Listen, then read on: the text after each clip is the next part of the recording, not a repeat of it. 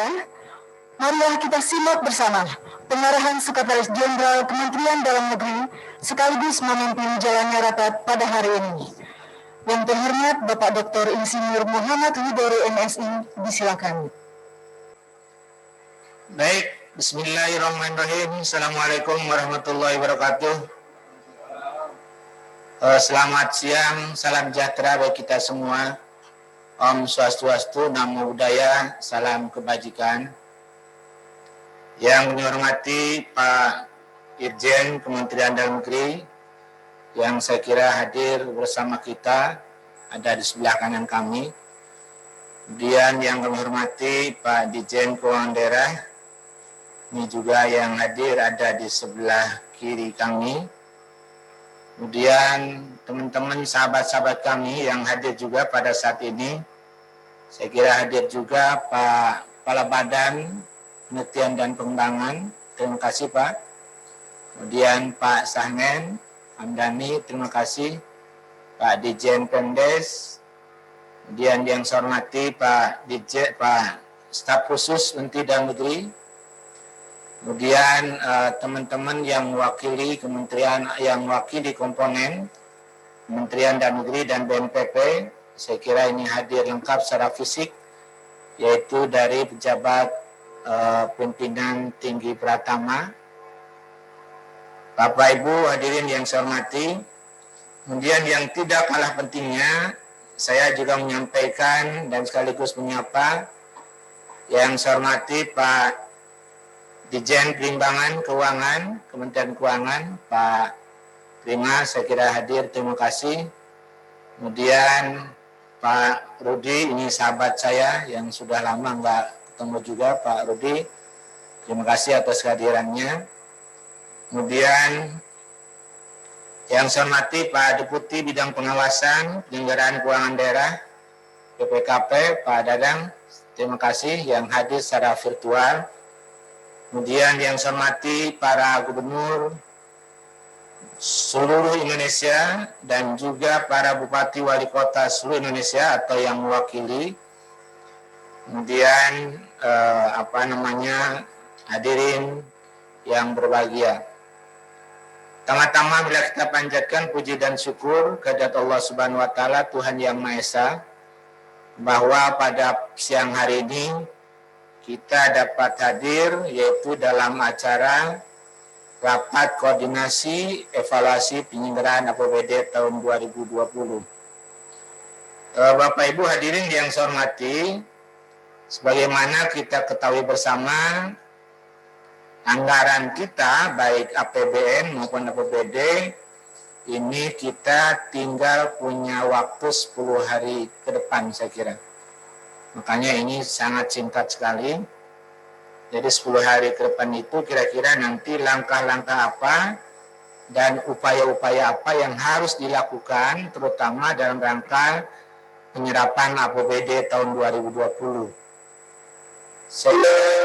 Itu yang pertama. Kemudian yang kedua, APBD ini penting saya kira segera dilakukan penyerapan. Ini salah satunya adalah terutama nanti bagaimana misalnya menggerakkan perekonomian di daerah. Ini terkait dengan sisa anggaran yang 10 hari ke depan yang akan habis saya kira. Bapak Ibu hadirin yang saya hormati, sebelum saya menyampaikan materi, nanti materi akan sampaikan secara paralel saya kira. Nanti dari kami, kemudian saya mungkin sedikit nanti akan mengulas soal APBD sedikit. Kemudian nanti secara teknis akan ditindaklanjuti oleh Pak Dirjen Keuangan Daerah. Dan kalau ada tambahan nanti dari Pak Irjen dan juga nanti dari Pak Rudi, Pak Deputi, kemudian dari Pak Prima dan yang terakhir dari Pak Deputi BPKP gitu. Kemudian berikutnya izinkan kami mestinya rapat hari ini dipimpin langsung oleh Pak Menteri Dalam Negeri. Tapi karena beliau ada keperluan dan ada kegiatan yang sangat mendesak saya kira, sehingga beliau menugaskan kepada kami bertiga, yaitu untuk mengawal atau untuk memandu acara yang kita lakukan pada siang hari ini. Bapak Ibu hadirin yang saya hormati, sebagaimana kita ketahui efek domino COVID-19 gitu ya, nanti coba ada bang saya ini kan harus ada format penanganan yang seimbang.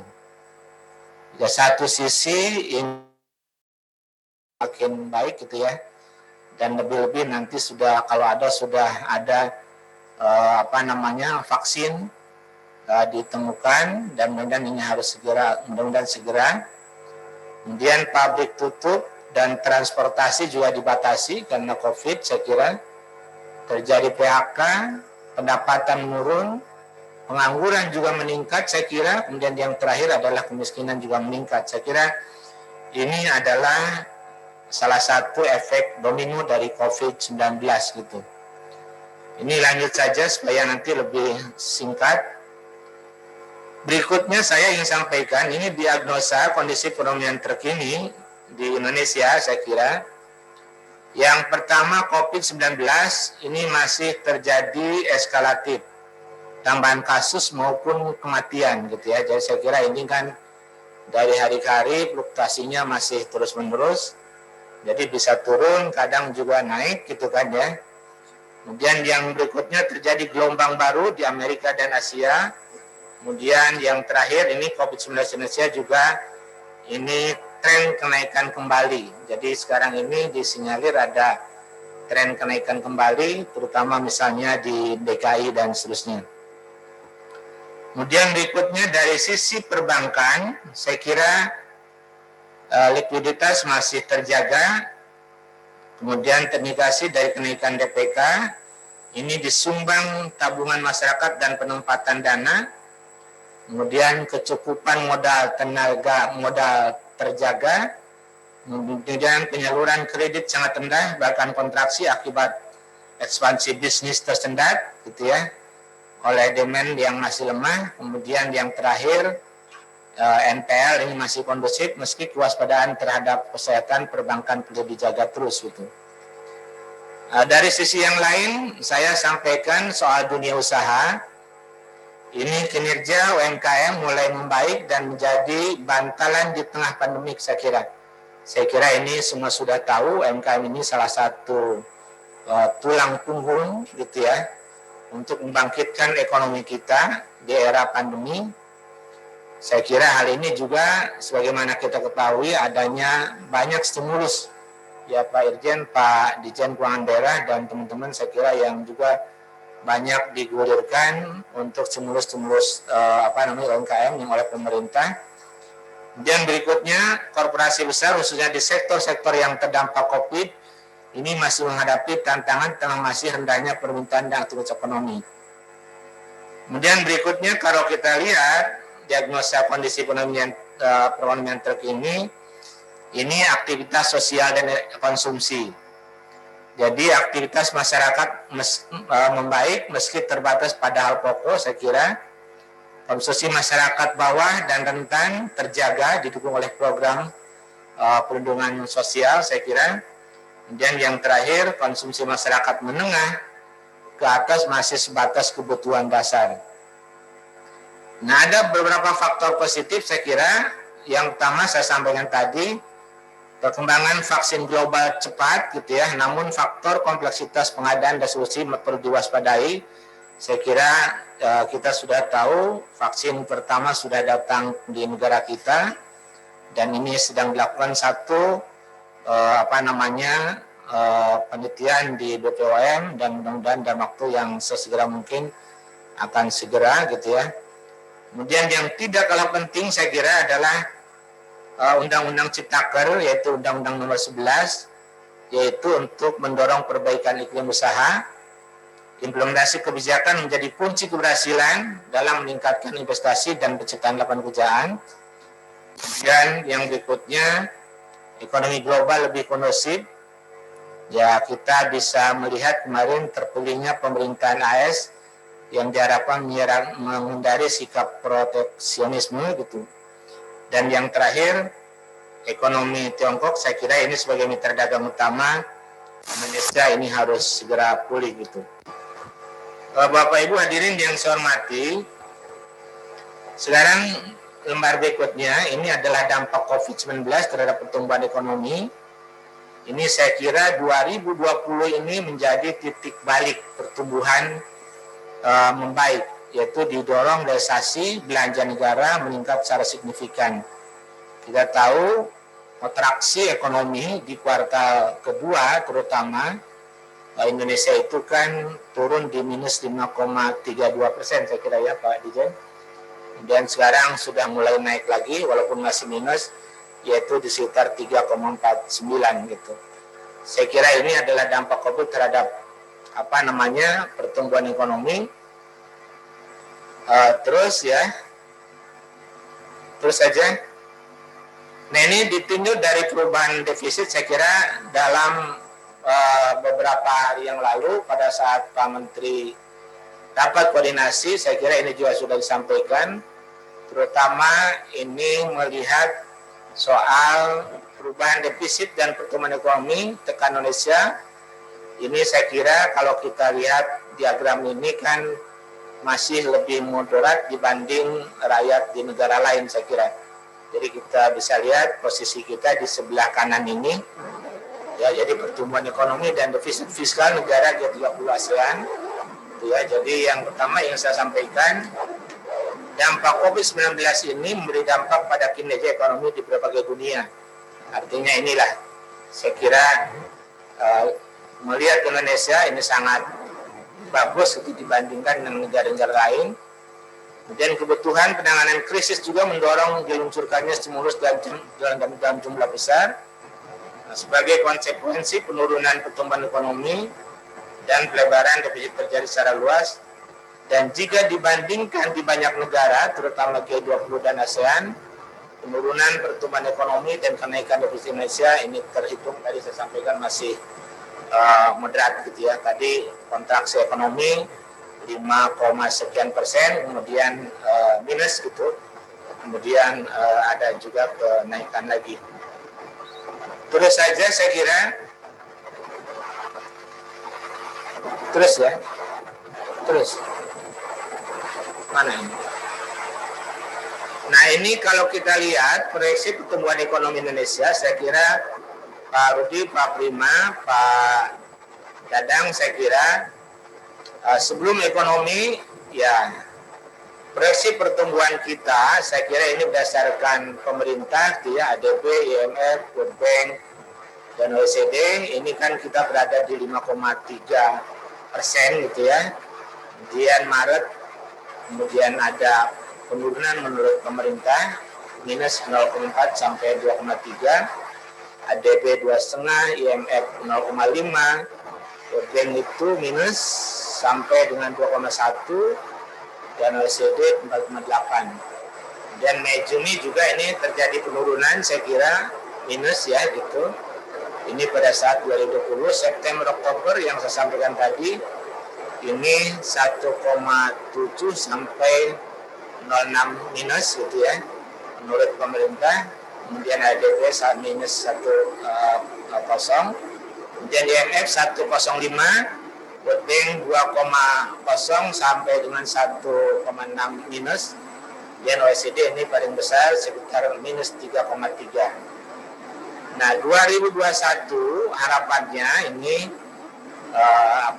nanti saya kira Pak Rudi akan lebih banyak bicara soal ini.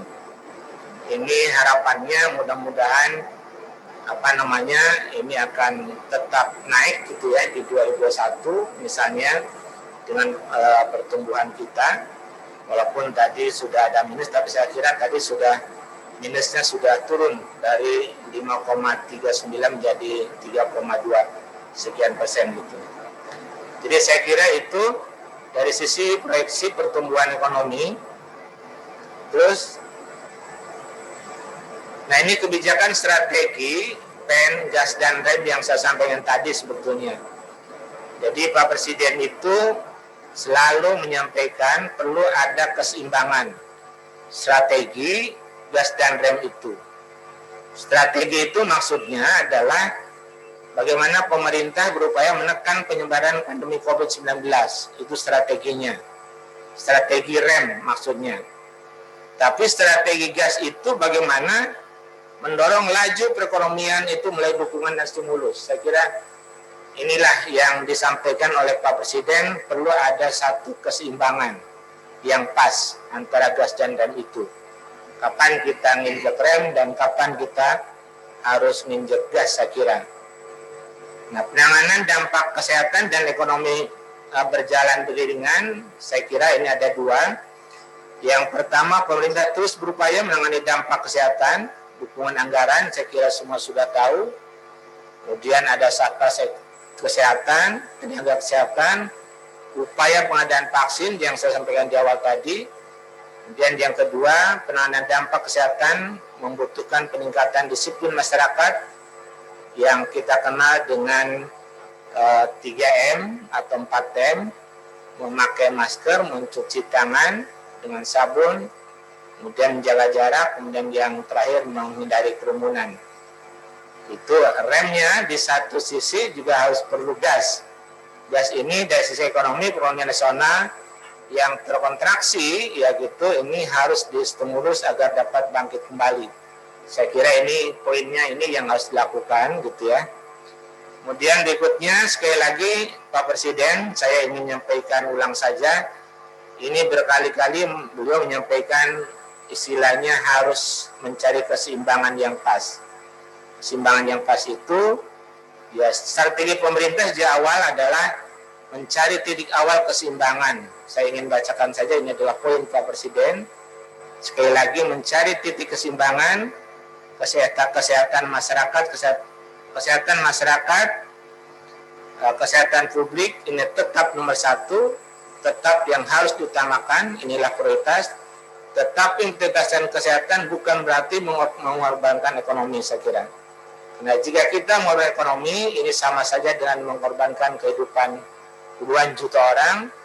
Ini bukan opsi yang bisa kita ambil. Sekali lagi kita harus mencari keseimbangan yang pas. Nah, atas dasar itu ada 4 poin yang beliau sampaikan. Yang pertama, kita harus tetap serius mencegah penyebaran wabah supaya tidak meluas. Kemudian yang kedua, kita juga harus tetap optimis dan tidak kehilangan harapan. Yang ketiga, kita harus terus-menerus bekerja keras dan melakukan penyesuaian kebijakan mencari yang lebih baik. Kemudian yang keempat, kita juga harus berbuat lebih terarah, spesifik, fokus, tajam untuk mengatasi masalah COVID, tapi tidak membunuh ekonomi dan kehidupan masyarakat. Ini yang harus kita lakukan. Saya kira ini poin-poin penting yang disampaikan oleh Pak Presiden. Berikutnya, ini percepatan realisasi APBD, makanya hari ini kita mencoba ingin ngecek nanti, dan ini nanti yang disampaikan oleh Pak Dirjen Keuangan Daerah, yaitu soal percepatan realisasi APBD provinsi dan kabupaten kota.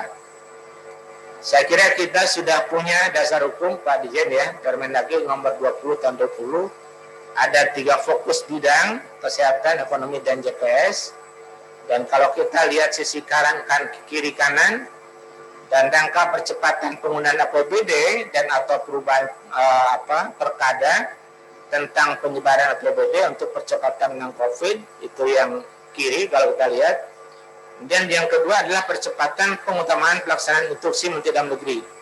Ini saya kira juga terkait dengan penggunaan alokasi anggaran terkait kegiatan tertentu atau refocusing dan atau perubahan alokasi anggaran.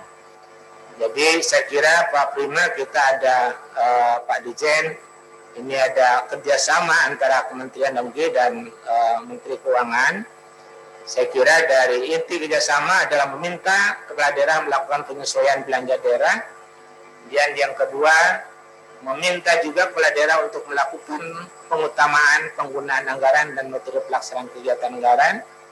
Dan yang ketiga, penyesuaian target pendapatan dan rasionalisasi belanja daerah dengan melakukan perubahan perkada APBD dengan pemberitahuan DPRD. Saya kira itu. Kemudian yang terakhir dari slide saya adalah fokus belanja dalam rangka penanganan COVID. Sebagaimana kita ketahui, ini ada 3 kan. yang harus kita pahami, yang pertama bidang kesehatan, kemudian yang kedua JPS, jaring penanganan sosial, dan yang ketiga penanganan dampak ekonomi saya kira. Jadi bidang kesehatan itu mulai dari pengadaan alat pelindung diri itu APD, tenaga medis itu ya, sarana dan peralatan layanan kepada masyarakat, kemudian penanganan pasien COVID-19 itu saya kira yang terkait dengan bidang kesehatan. Kemudian penyediaan jaring pengaman sosial, ya ini ada pemberian bantuan sosial kepada masyarakat saya kira miskin dan kurang mampu yang mengalami penurunan daya beli. Saya kira semua sudah tahu ini. Dan yang terakhir ini yang disebut dengan penanganan dampak ekonomi, yaitu pemberdayaan usaha mikro, kecil, dan menengah serta koperasi dalam rangka memulihkan dan stimulasi kegiatan perekonomian daerah. Saya kira inti poinnya itu nanti terkait dengan potret dan kondisi APBD. Saya mohon ini nanti disampaikan oleh Pak Dirjen Keuangan Daerah setelah saya. Kemudian kalau kita sepakati nanti secara paralel kami nanti minta dari Pak Deputi Regional dan Bappenas Pak Rudi, kemudian nanti Pak Prima, dan yang terakhir nanti dari Pak Deputi BPKP. Saya kira itu poin-poin penting yang ingin sampaikan. Sebelum saya ke Pak Rudi, izinkan kami ada satu ya dari Pak Dirjen Keuangan Daerah untuk mempertegas kira-kira bagaimana potret kondisi APBD yang ada di teman-teman daerah. Kita ketahui anggaran kita rata-rata nasional kan kita sudah berkisar mungkin di 83% gitu. Nah kita nanti bandingkan dengan teman-teman di daerah kira-kira berapa sih Pak Dirjen Keuangan Daerah realisasi APBD yang bisa dilakukan oleh pemerintah daerah, provinsi dan kabupaten kota. Baik, saya kira itu intinya dari kami, dan untuk mempersingkat waktu